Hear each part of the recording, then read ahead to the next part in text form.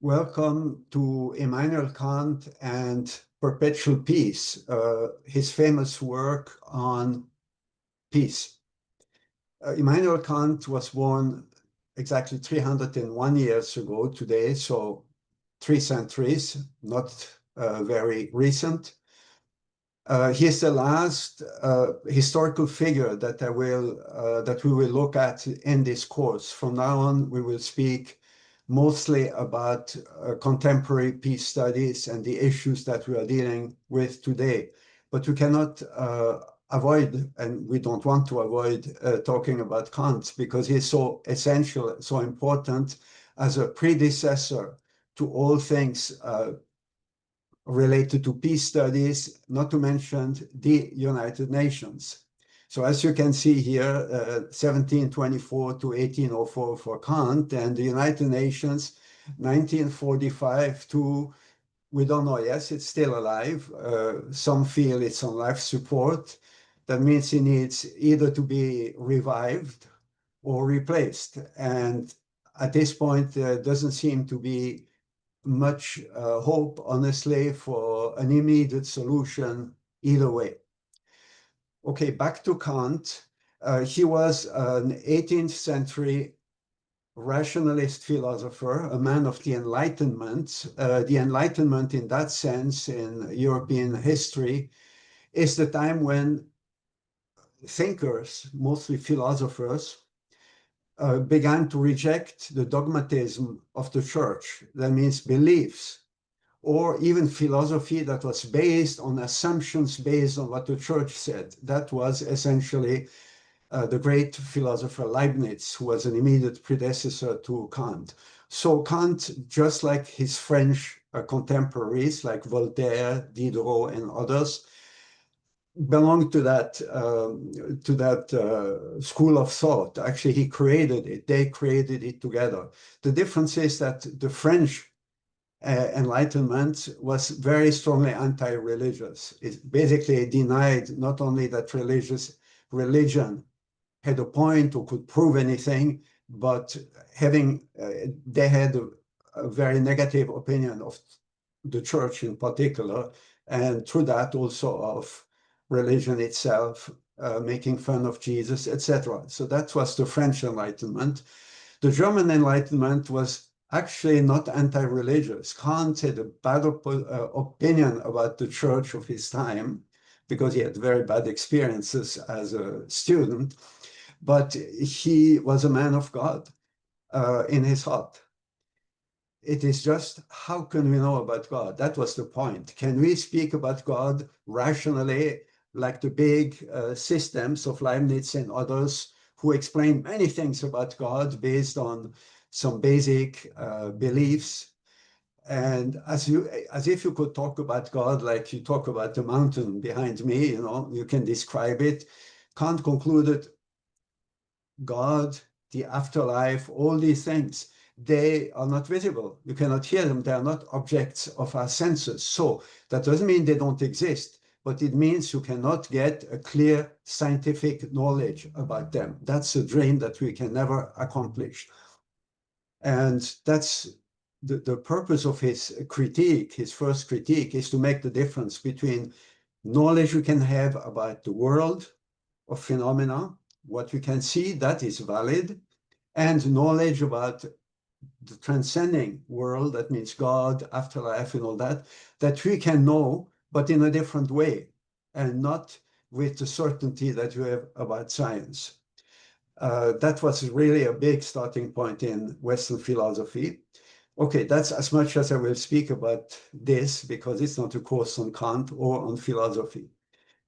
Next is just a little anecdote that will show you more about Kant. When he was young, he was fascinated by spiritual things. His family background was very happy and religious. He started hating the church when he was sent to a school as an adolescent where he had bad experiences. But he was interested in spiritual things in particular. And there was a very famous spiritualist who at the same time was a famous scientist in Sweden. and his name was Swedenborg. Some of you may have heard his name. He, yeah, was a recognized scientist, but on top of that, he was a man with spiritual experience and wrote a number of books uh, about his vision that he had when he visited spirit world. In a way very similar to what we can hear Reverend Moon say about his experiences in spirit world. And Kant was fascinated by that. He couldn't figure out exactly how to make sense of it, but he wrote 3 times to Swedenborg because he wanted to meet him and to be able to connect. And at that time, Swedenborg was very famous. Kant was just a very young scholar, completely unknown in a small town near Russia. And for whatever reason, Swedenborg never answered. So Kant finally gave up and he developed his own system, rationalist, with no place for spirit world, at least not on the level of understanding.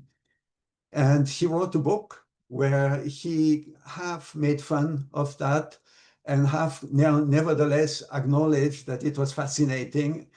And clearly he would have liked to debate with Swedenborg.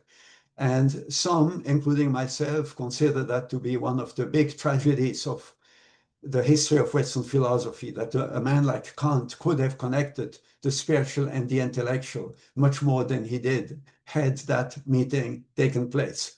But what stayed with Kant is, again, he believed in God and he had a certain vision for the way God wanted to lead human, the business of the life of human beings in their society.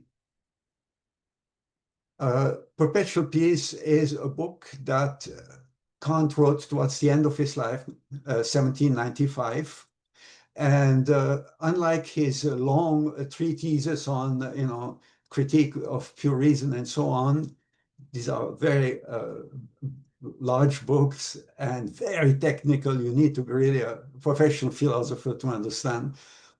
Contrary to that, Perpetual Peace was written for the average educated public, something that anybody who was educated could understand, because that's the point. It's talking about peace, that's for everybody. So it's a religious vision. It's clearly religious, even though he says we are talking about peace here, not talking about religion. So let's not use words like providence. Instead, the workings of nature. So he adjusted his terminology, but he clearly said that's just because we're talking about world affairs. But anyway, you will see in my presentation. So this book became the main antecedents to the idea of the United Nations. We'll see that.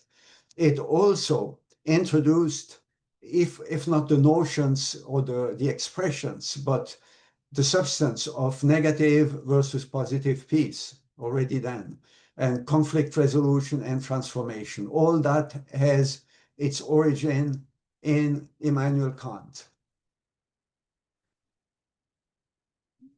This is the original book in German, so maybe in Frieden, which 1795 was found in a library in Tokyo, out of all places. This is a map of the world, or at least some of the world, and you can see in red here Kaliningrad. That's today's name of Königsberg, where Kant spent all his life. He then moved more than 80 kilometers, even that exceptionally. Most of the time he stayed in that town, and every day he took the same walk at the same time. People are said to have set their watches and clocks based on Kant rather than the opposite. So punctual was he. You can see that Königsberg, which is now part of the Soviet Union or Russia today, an enclave of Russia in Poland, is just across the sea from Sweden. So he could have easily visited Swedenborg, talking about that. Anyway, he was a man of the world. He was in contact with scholars and famous people all over Europe, but he never left his small provincial town. So it's a little bit like somebody today who stays in the same place, but through the internet can be everywhere virtually. Now, getting to the importance of Kant in peace studies. He was not the first in history of thought to think about peace and even to present some ideas about peace. Thinking about peace, of course, everybody has thought about peace, ever since there are human beings who are fighting each other. But a few hundred years ago, before Kant, shortly before Kant, some thinkers started writing about peace or even perpetual peace. And they are usually completely forgotten. The only name that remains, but few know it, is l'Abbé de Saint-Pierre. He was a priest who wrote on the same topic. And then Jean-Jacques Rousseau, the famous French philosopher, but he had a totally different vision. Both influenced Kant. But why is Kant different? Is because he is the first one who had a system. The others had dreams about perpetual peace. But a dream is not, not very useful. And Frederick the Great, the King of Prussia, was also a friend of Voltaire for a while, said about this Abbé de Saint-Pierre's book that, oh, he has great ideas about peace all over the world, and it's very realistic. All he needs to do is to make everybody, all the kings of Europe, agree with his idea, and other details like that. So he was being sarcastic. In other words, that's a great idea, but no idea how to get there. And Kant was different. So again, something I have maybe briefly introduced earlier, usually we think precisely as idealists, people with a beautiful vision, as optimists and idealists, but they are not realists. They are not realistic. It's a dream. On the other hand, people who believe that, well, we cannot do anything, we cannot change the world, we have to take it the way it is and work on it in a rather cynical way to get the best out of it over the interests of the other guy. These are realistic people. My conclusion is there is no legitimate reason to assume that the pessimistic view is by necessity more realistic than an optimistic one.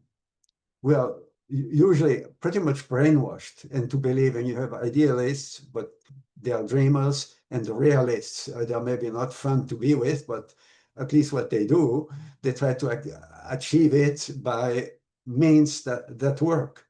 We have already spoken about what's more realistic, peace or war, and I think I know what you feel about that. So anyway, Kant's work is to connect the notion of optimism with the notion of realism, not optimism and just idealism. Of course, idealism, an idea, an optimistic idea, but also realistic. You don't need to be a pessimist to be realistic. Here you have a very realistic man, a man he was originally German, Henry Kissinger, who was the champion of realpolitik, real politics. That means exactly the realism. Don't try to change the world. Take it the way it is and try to do the best with it. He wrote about Kant, taking him very seriously. In his essay, Perpetual Peace, the philosopher Immanuel Kant argued that perpetual peace would eventually come to the world in one of two ways. By human insight, people finally get it and become peaceful, or by conflicts and catastrophes of a magnitude that left humanity no other choice but peace.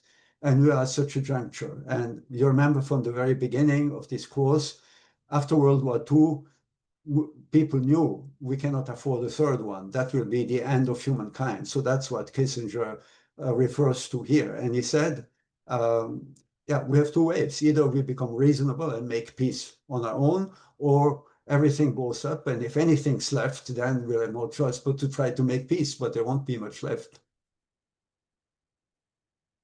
So how did Kant address this in an idealistic way, that means with a vision, but at the same time realistic with a precise plan. He divided his book in two main parts. First, the preliminary articles, and then second, the definitive articles. Articles means these are like the articles of the Charter of the United Nations, things that people should do or not do in order to make peace that is more than just stopping briefly, negative peace, just a brief truce, and then everybody knows we're going to fight again very soon. To make peace more than that, and even, if possible, to make it perpetual, what should be done and what should not be done. So the first preliminary articles are about things that should not be done, things that the rulers of this world needs to avoid if they want to have any chance for the peace they make to stick. So it's beyond negative peace. The first of these articles is, no conclusion of peace shall be held to be valid as such when it has been made with the secret reservation of the material for future war. Okay, that's 18th century language. And you see this picture of a man who pledges something, but at the same time he crosses his fingers with the other hand. That means what he says is not what he really believes. And there was also the habit of having secret clauses in the treaties, things that you then say that were not public, but that limited and gave a way out to the partners in that peace to stop being at peace and to start fighting again. So he said, if you make peace, it has to be open and clear, everything on the table, and there should be no second thoughts that you hide somewhere. That seems to be a very basic thing. And generally today, democracies cannot do what the kings did before, talk with each other in secret and then deal with things in that way. Things are much more open today and officially stated. It's not perfect, but that is something that is improved with the advent of modern democracy. Number two, very interesting. No state having an existence by itself, whether small or large, shall be acquirable by another state. In other words, another state should not be able to buy it through inheritance, meaning states that belong to a king. The king has children and he can give them part of his kingdom, you get this, you get that. Exchange, I get this from this other country and give that in exchange because it's more convenient. Purchase, buying, that's the most common one, or donation. This is a picture of the United States. That is a modern, democracy and the model for modern democracy. But even the United States was only the blue part, the East, that was part of England, and that through the Revolutionary War became the United States. The orange part in the middle, it's about 1/3, was bought from the King of France. It's the Louisiana, but Louisiana is at the very south, New Orleans, but actually it went all the way to Canada. All that was bought for relatively little money. And the other part, the pink part or beige part here, that was Spain. And on top of that, you have Hawaii and you have especially Alaska, which was bought by the United States from Russia. And this all happened well after Kant died. So this continued for a while, but today it's definitely considered very, I would say, unethical to even consider buying. Why? Because as Kant said, a state is not just a territory. You can buy land, you can buy your home, but you cannot buy people. And a state is a society of people, a society of men, or men and women, we would say today. Nobody can buy that and dispose of it or rule it just like he likes. These are people. So this was very much accepted already about 100 years ago or so. And actually today, you probably heard about the idea of buying Greenland on the part of the United States. And there was a lot of pushback, even on the part of the Republicans in the United States. So it's something that looks bizarre. And the world, you could say, learned from Kant on that. Number three, standing armies should, in time, that means we don't expect it to be possible very soon, but in time be totally abolished. What that means is that you have armies, every country has armies today, unfortunately, except Costa Rica and maybe a few others. And when you have an army, you want to use it. So every country that has an army, just because you have it, you will be tempted to use it. And so Kant's idea was countries should not have a permanent army. They should just create an army, maybe if somebody attacks them. But of course, in contemporary warfare, you need time to create an army and to train it, so it's totally unpractical. And the only way to have no permanent military is if every country accepts to do it at the same time. We are far from that. And number four is don't make a national debt, don't borrow money as a government in view to the external friction of states. In other words, don't become indebted, don't borrow money in order to attack another country. Because again, you invest money and then you want to do something with it, such as conquer the other nation and then plunder their wealth. And this is something that has not been done. It's all done constantly.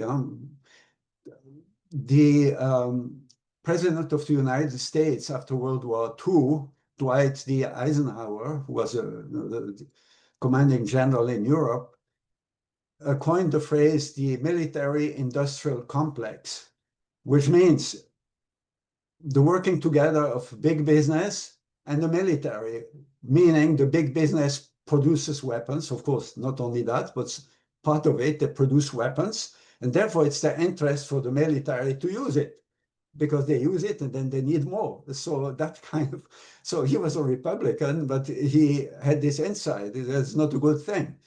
But generally today, most people who are anti-system, anti-government, who speak about that and say that it's war is a big business and we should separate the two. We should not make it possible for people to become rich through war, because then war will never stop, because it's interesting. People who say the United States went to Iraq in the Iraq War just because they wanted the oil. Now, I'm not saying they didn't have interest in the oil, but it's probably a little bit simplistic. But in any case, it gives you an idea. So on this point, many people have heard what Kant had to say, but it's still a work in progress, or sometimes not even in progress. 5, no state shall by force interfere with the constitution or government of another state. That we have already discussed, so that's an immediate reference to R2P, the responsibility to protect and the difficulties connected with it. Kant was of the opinion that any kind of interference, of course, if you attack another country with, just to take it, that's wrong. But even if you interfere with good intentions into the affairs of another country, you intervene, let's say, it will always be worse than if you didn't, even if you mean well. So he said, if a country has a terrible government, they do horrible things, it nevertheless remains that country's responsibility to handle the situation. Don't intervene. Okay, that was Kant's perspective. And I would say today, in many ways, that's what has been done. And some people have, of course, been criticized for doing nothing. You can see in the list here on the left red, that's where something was done. On the right, where nothing was done. It was not necessarily better when things were done. In many ways, like in Libya, it became worse. It's up to you. Definitely, this point 5 works very well with the perspective of China, that we don't interfere into our internal affairs. That's like a leitmotif. China keeps repeating that. And well, you can say on that one, Kant was on their side. Was he right? It's questionable. But in any case, he was already thinking in those terms and discussing the issue. Number 6, that's maybe the one where he was most successful and most immediately, not just in identifying a problem, but in leading to a solution. No state at war with another state shall adopt such modes of hostility as would necessarily render mutual confidence impossible in a future peace. That's also kind of a coded message. I don't know if you immediately got what it means.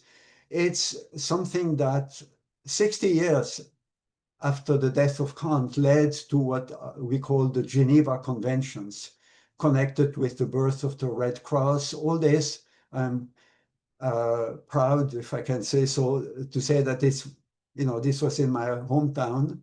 Of course, I didn't do anything, I wasn't there. But this was the notion that even war is bad, war should be avoided, but sometimes you can't. But even in war, something that Augustine had already said, by the way, and some of you had mentioned it, even in war, you still have to behave. A soldier who kills a soldier on the opposite side in war cannot be held accountable. Even if his side loses, he cannot be court-martialed because he's a soldier. And that's his job. He had no choice but to fight for his side. However, if that soldier, let's say once he wins, goes and plunders the enemy's city, rapes its women, kills its children, or that makes him liable to be court-martialed for war crimes. So that notion of war crimes that never existed in the past. Throughout history, the victors always destroyed pretty much the loser and plundered and burned and did all these things because that's what you can do. And after you have fought and risked your life and seen many of your people die, it's very easy to get in some kind of a high where you compensate for it and do crazy stuff, unfortunately. So Kant insisted on that. He said, if you do that, if every country, when they win, does that, and even if they lose sometimes, if they can quickly before they lose, do something terrible, they'll do it. So if they do that, then it will be very difficult afterwards for them to make peace and to mean it. Because even if they make peace because they have to, they've lost no choice, they'll hate the other side. They'll hate them so much that very quickly, as soon as possible, they'll start fighting again. So he said, we need, even in war, to keep a minimum. And that's not being cynical. It means do what you have to do, unfortunately, but do it in a civilized way. Do the most uncivilized thing, war, in a civilized way as much as possible.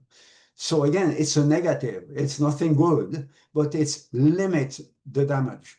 And that's exactly what the Geneva Conventions, the first was in 1964, the last one was in 1948. So it's much more complex, but essentially it means the laws of how to behave in war. And it led to the creation of the International Red Cross. It was connected. So this was something that based on Kant's vision. These are the 6 preliminary articles. And next we will see the definitive articles, the ones that are positive. But before that, I will stop because that ends the first part of my presentation. And in the second part, we will address the rest, the definitive articles, but also other things that need to be discussed. Thank you.